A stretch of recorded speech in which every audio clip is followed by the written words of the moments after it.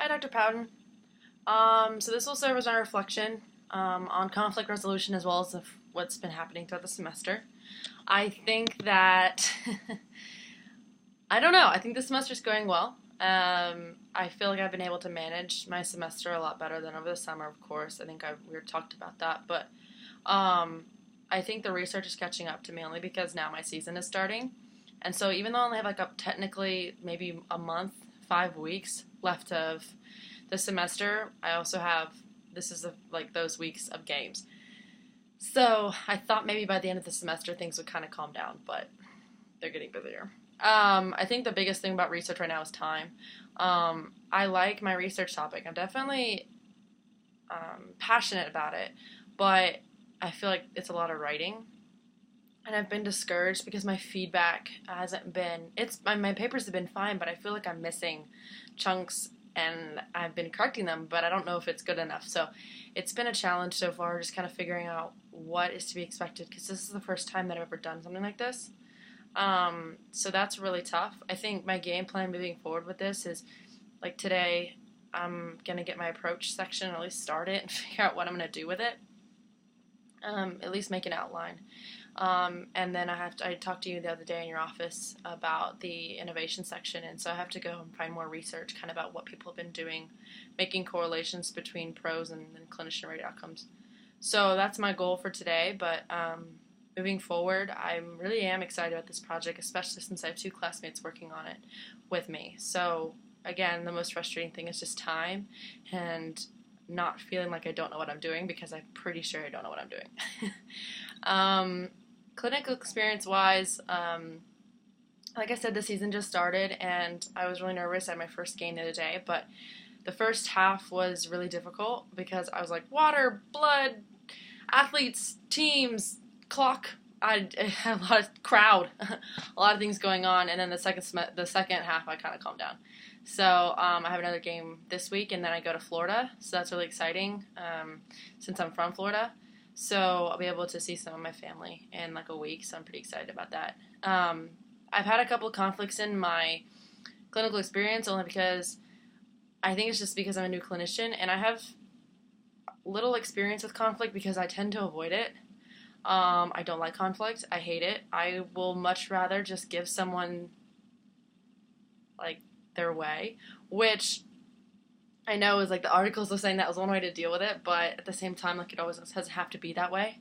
So, one of the recent things that I had going on was I talked about it in my reflection, I think this past week, but I had an athlete who just really was having a bad attitude with me, and she wants to play, but she's held out right now because she's post ACL and she didn't finish her rehab, and they recruited her, and she's a fifth year senior, so and she's a starter, so they're trying to get her on the court, but she never finished her rehab for her ACL, so she's weak and she lacks range of motion, and they want her to play, and they can't hold her out, and there's a lot of pressure on me and a lot of pressure on her, and so she doesn't like me because I'm making her do work.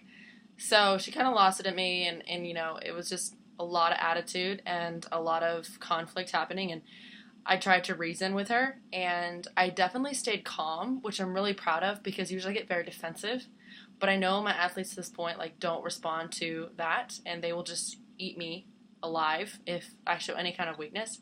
So I had to be stern with her, and I never felt like it was a good conflict resolution. I felt icky about it afterwards, and I feel like I should have just shut it down rather than I felt like I might have encouraged it because I was responding to her and she was responding to me.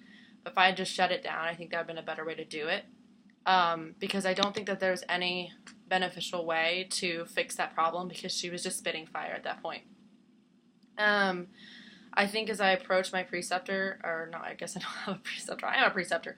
As I approach my mentor, it just takes a lot of time and patience for me to go to my mentor just because like she's super busy, and I feel like that is alone it's conflict just because I'm a new clinician and I'm running autonomous, and she has a lot of expectations for me, but this is also I'm 6 months out of undergrad and I have a student that was me 6 months ago or whatever it was. So I think that's gotten a little bit of conflict. And then I think that in this past week I had an issue with my student who misheard something I said, and then she went to Dr. Armstrong, and then Dr. Armstrong went to Shelley, and then Shelley came to me, and then Dr. Armstrong came to me, and somehow I ended up in the crossfire because I said something, but she heard me wrong. So it ended up being a lot of like miscommunication, which could have been avoided. I think so. I think conflict a lot of the times, like one of the articles was saying, comes down to communication, and like the one about the coaches and the head athletic trainer and the assistant. And so I think that's been my main issue right now, is why conflict happens, is because communication gets real poor. Just because I think the schedule, and I think there's a lack of trust amongst me and my mentor and maybe my student, just because I'm new and I am a new clinician, so it's going to take time. In a coworker setting, I think in any setting really, I'm very cognizant of the other person, and I never just like outright tell people they're wrong, because that's a pretty bold statement. I usually just kind of let them say what they have to say, and then I'll try to reason, and if I don't reason, then I walk away. Because it comes to the point where I have to pick my battles. And so I think that one of the other articles that stood out to me was talking about picking your battles. And I think that right now I have to kind of stick my head down and let conflicts roll and do what I can with them, but it'll take experience, it'll take time, and so that's where I'm at right now. So I really enjoyed the readings because I felt like I got a better sense of how to handle them. So I'm hoping to be able to incorporate them into my practice. So anyway, thank you for everything. I'm sure you'll be seeing a lot of emails from me when research starts to pick back up. So anyway, take care. Have a good day.